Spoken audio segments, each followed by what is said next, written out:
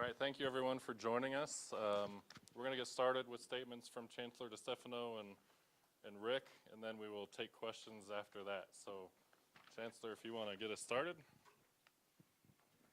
Great, thank you, Curtis, and good afternoon to everyone. And today I'm pleased to announce that beginning in 2024, the University of Colorado will be returning to the Big 12 Conference.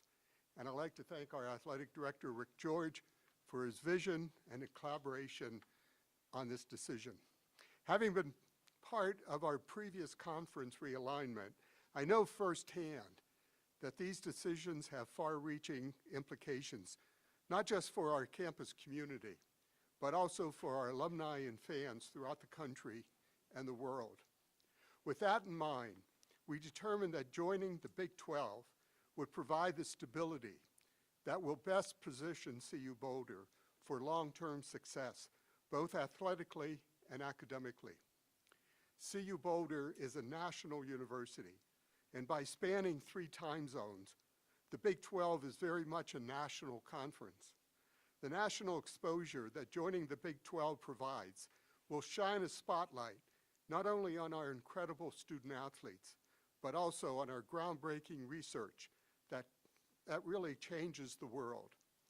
Most importantly, the move will have no impact on the academic mission of CU Boulder, other than to enhance the exposure. Our influence as an academic leader is worldwide and will always transcend any specific conference. Our faculty will continue to do their collaborative research with other public and private institutions in the Association of American Universities, whether those institutions are in the SEC, the ACC, the Pac-12, the Big Ten, or our new conference, the Big 12. The Pac-12 is a great conference with vital institutions, and it was a privilege to be a member for the last 12 years. While it's difficult to leave, we're excited about what the future holds for CU Boulder, and as we start our next era in the Big 12. With that, I'll turn things over to our athletic director, Rick George. Thanks, Chancellor, and welcome everybody. Glad you're here to celebrate with us on going into the Big 12 conference. It's an exciting day for our athletic department and for our entire university. I'm very excited to join the Big 12 conference starting in 2024-25. I want to offer my sincere appreciation for this man to my left, Chancellor DiStefano, who's been a tremendous partner throughout my time in Boulder and was intimately involved in our analysis of what was right for CU. Let me state up front that this move was not just based on money or finances. A decision this big has a lot more to do than just money. At the forefront of our minds in all of our decisions is our student athletes and their experience as buffs. We've done our analysis, and they'll be traveling less in the Big 12, playing in more favorable time slots where we believe they can get greater national exposure and return to Boulder after away games at earlier times. A lot has been made about linear partners in today's day and age, and partnering with the 2 largest providers in the linear media space, Fox and ESPN, is who we want to be aligned with. Not only will our fans around the world be able to watch us on broadcast or cable television, but as noted a moment ago, the Big 12 time slots on ESPN and Fox will provide our student athletes with great exposure. Playing in the most coveted time slots provides our student athletes, university, and athletic departments with tremendous opportunities. We strive to be innovators in college athletics, and I believe the Big 12 shares that innovative spirit as we do. One example is how they're showcasing their football talent through a conference-wide pro day. We believe they're doing a lot of positive things in this area and will continue to grow in their innovative approach to college athletics. Certainly, revenue and expenses are a part of the equation, and we have looked at the cost that we will be incurring from team travel in the Big 12, as well as the initial rebranding. And when we consider the Big 12 revenue, We believe it's a great win for the University of Colorado. The revenue was not just from a media deal, and there's a lot of talk about that, but from other revenue streams, and we believe that's positive, being in the Big 12, an outcome for us. We believe the benefits far outweigh the cost for our move into the Big 12 conference. As college sports evolve, so do conferences, and it's our responsibility to put CU in a position of strength for the future, and as an AD, conference realignment is always something that we're looking at. I feel strongly that today's decision positions the University of Colorado for years to come. We are honored and grateful to be a member of the Pac-12 for the past 12 years, and we will do our part to be a great peer in this last year of being in the Pac-12 conference. I'm excited to see our teams compete for and win champions this year and in the future. So with that, Curtis? We'll transition to asking questions. It's a moderated Q&A, so please wait for the mic, and we'll get started here with Mick. First of all, congratulations, Mick Miller, Fox 31. When you compare and contrast the Pac-12 and the Big 12 conference, and you just see the instability of whether it's a TV deal or teams leaving the Pac-12 conference, how much of a factor did that play into you guys making this decision to provide, the best environment for your athletes to succeed? Well, look, one of the key, like I said, there's a number of factors on why we made this transition, or we will be making this transition. One of them had to do with stability. And we feel strongly moving forward that the stability in the Big 12 will give us the platform we need to have success in the future. Ariel, go ahead. Hi there. A move obviously seemed imminent, but why? I'm a professional. And you're a darn good professional. A move seemed imminent, but why the Big 12? Why was that the one that seemed like the fit for this university? Well, look, we looked at it from a lot of lenses. First and foremost, what we felt was best for our student athletes. We thought that was really important. Playing in 3 time zones gives us a lot of exposure around the country. That's not only good for our student athletes and our athletic department, but for our university and community. The distribution of games on Fox and ESPN was an important consideration, and the time windows that we would play in. So a 7 p.m. Eastern time zone versus a 7 p.m. Pacific time zone is drastically different in travel times, and as I mentioned, the student athlete experience is important, and that certainly was a consideration as well. All right, Pat, go ahead. Rick, did you ever see a proposed Pac-12 media deal and you deem this to be a better option for the university, or were you still waiting to see that and this was just a matter of finding stability like you mentioned? Well, again, George Kliavkoff is a great commissioner. He's got anytime you negotiate a media rights deal, it's extremely tough to do. And it really came down to, as we've looked at this and looked at the stability that we could get in the Big 12 and the time slots and the partners that they have in the media area, that was a significant factor for us as we made this decision. Adam, go ahead. Hi, Rick. Building off Pat's question there, can you take us behind the curtain of what the last 13 months have looked like for you and some of those conversations you've had with your mark in the Big 12 and just kind of how this all transpired, building off Pat's question? Look, in respect to all the parties that are involved, I'm really not going to get into the details of the process. What I will tell you, Adam, is that as we looked at this during this process, it became clear that the Big 12 was the best fit for us. And again, it was a multiple factors that were involved in that decision making. But we feel really good about where we are today and what the future looks like for Colorado. Go ahead, Sean.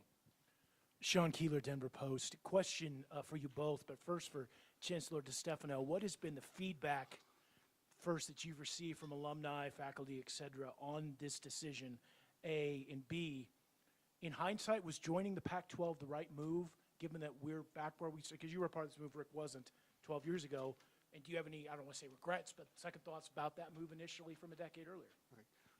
What I'm hearing from our alumni across the country has been very positive today, and especially after the Regent meeting where we had a unanimous vote. We certainly have received many, many positive comments from our alumni, from our parents, from individuals across the country. At the time when we made the decision to move to the Pac-12, at that time we looked at our alumni base, especially our alumni base in Southern California. And as you know, as we were playing at UCLA, USC, there were many opportunities for that alumni engagement. Well, now UCLA and USC have left. We're still going to be in California recruiting not only student athletes, but recruiting students.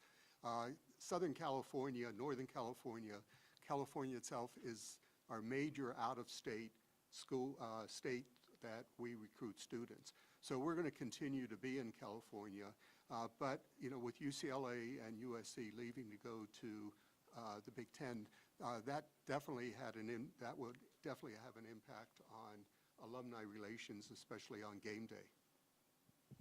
Go ahead, Brian. Rick, for you, if I could follow up with that.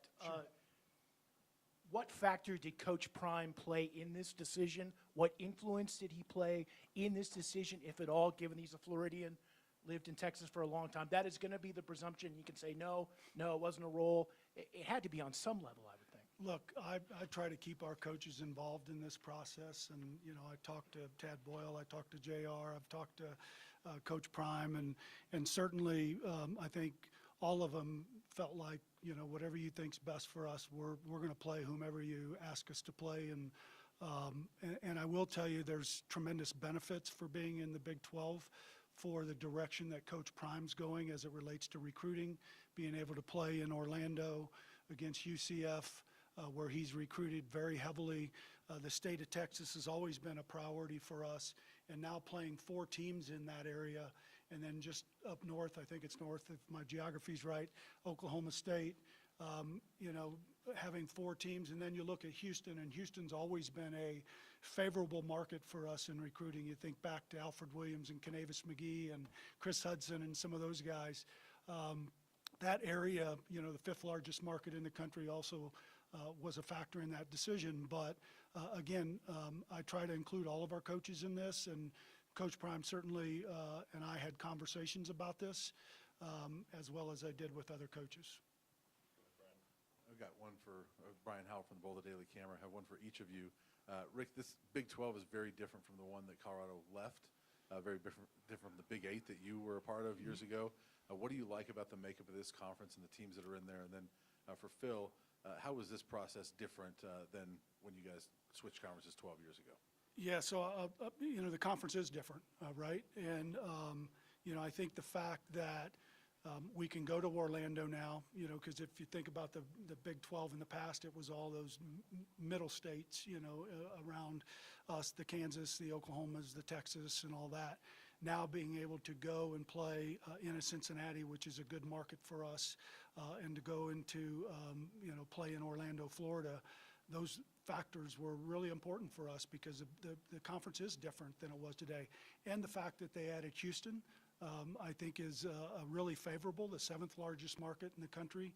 We recruit really well out of there. I mean, we looked at this thing in very detailed format to make the decision that we did. So Brian, you're asking me to think back 12 years ago and 13, there you go. No, I mean, think about, you know, the Big 12 back then. I mean, there were a number of schools that were leaving at that time. Nebraska was leaving to go to the Big 10. Missouri went to the SEC. There were discussions, obviously, we looked at moving to the Pac-10 at the time, later with Utah to become the Pac-12. So there was that instability that was going on in the Big 12 at the time, which now I look at and think about the resilience of the Big 12. I mean, many people back then thought that was it. That was the demise of a conference, and it didn't turn out that way. It just turned out the opposite. I think they became stronger.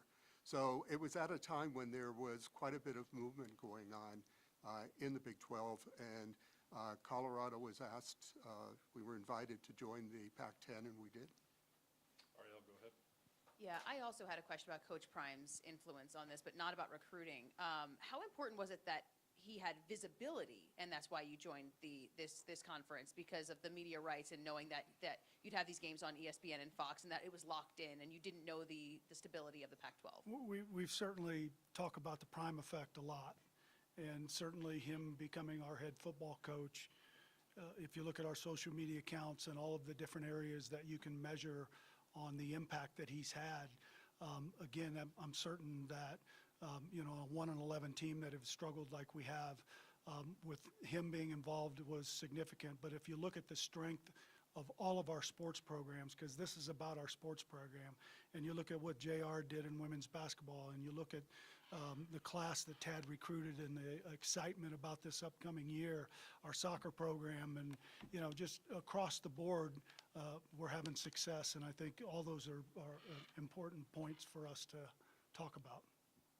Bring it back over to Mick here.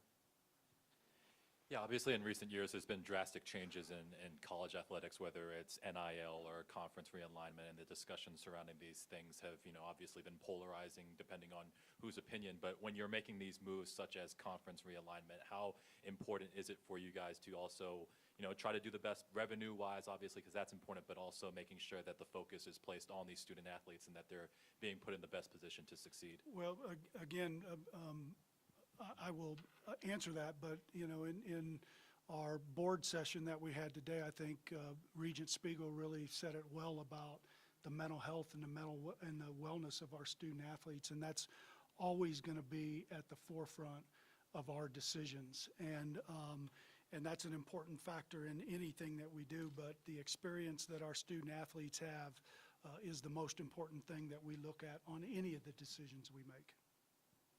Go ahead, Jimmy. With the hiring of Coach Prime and now the conference change, what has changed at that front office and the AD office in the last few years just to make these big splashes? Well, look, again, you know, we're always trying to do what's best for, and you're probably getting tired of me saying it, what's best for our student athletes, for our department and our university.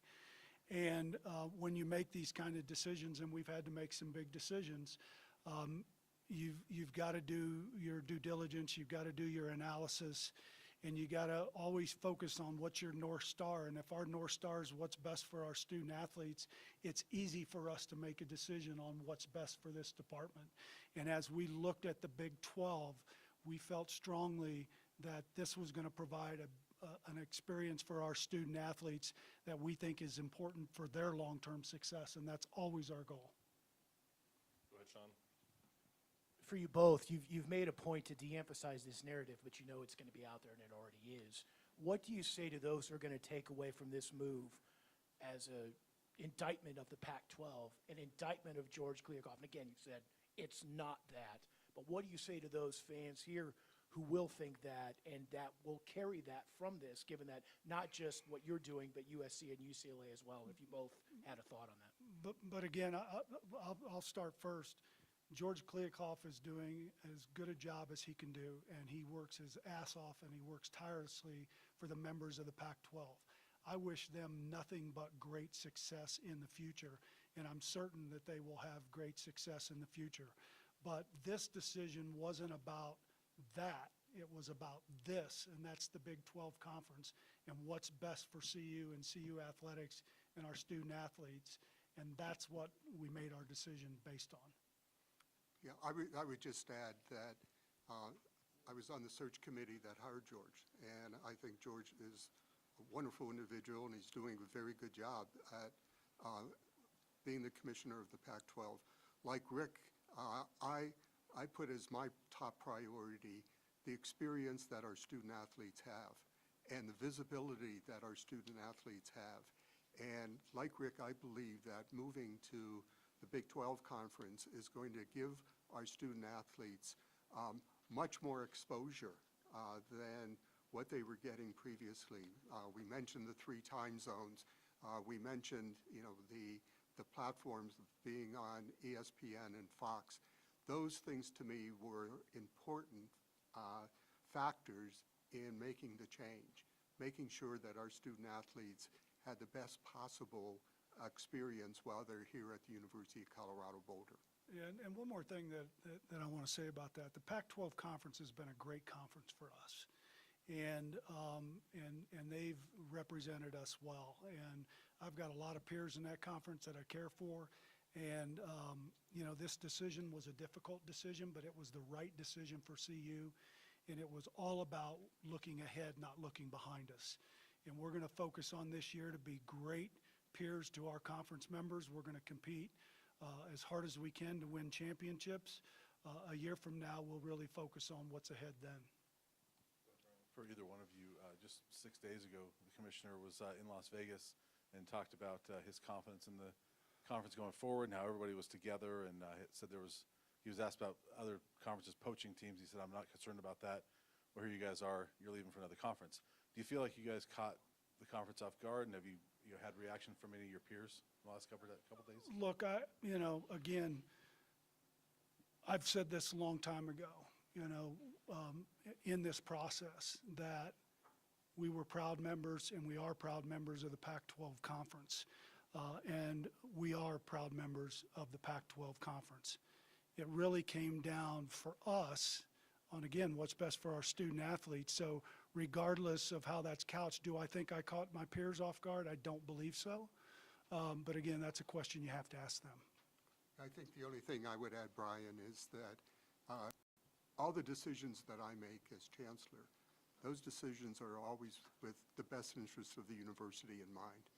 And that's what this decision was about. What's best for the university, especially for intercollegiate athletics and our student athletes. For Phil, going back to joining the Pac-12, a couple of the selling points beyond athletics was the West Coast alumni base for Colorado, the like-minded research institutions that you alluded to in your opening.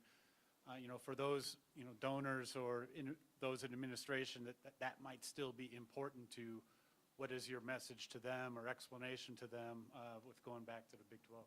Well, I think, Pat, on the first part, as I mentioned earlier, with UCLA and USC leaving, that presented a problem. That doesn't mean that we're not going to be in California meeting with our alumni and donors and parents. I already have planned, I think, 2 or 3 trips in the fall to do that. So, I will continue, and I know Rick will continue, and others to work with our alumni, parents, fans, donors in the California market. As I mentioned, my primary purpose in this change was our student athletes, and the priority was to make sure that they had the best experience during their time here at CU. The research will continue. The research that our faculty are doing with faculty members in the Pac-12, they'll continue to do that. They will also continue to do collaborative research with faculty and all the other conferences. So my primary purpose was, as I mentioned, our student athletes, and the collaborative research will still go on. The alumni engagement will still go on in California. And Pat, just from our perspective, our Buff Club and Leon Jackson III's over there who heads that up, it's always going to be a priority for us to go out and visit with our alumni, our donors, and our fans out there.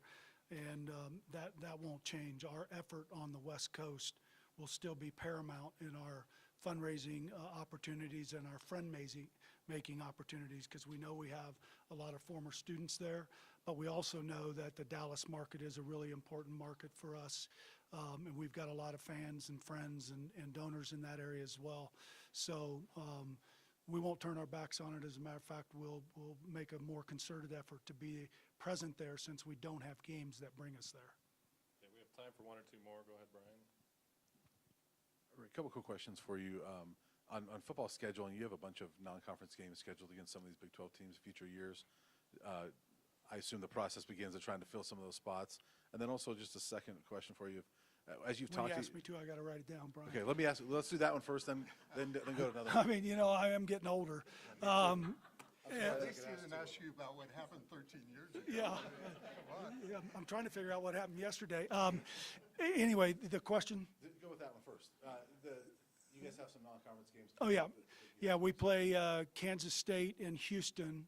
And again, those were concerted efforts for us to play in those, at those institutions. So we'll have to dissolve those contracts, obviously, and then we will look to fill those games as quickly as we can. But what I think it gives us an opportunity to do is create more home contest here, because we may go out and look for opponents that are just going to play in Boulder 1 year. So rather than having 6 games, we'll have 7, which again helps us in revenue generation, for our department.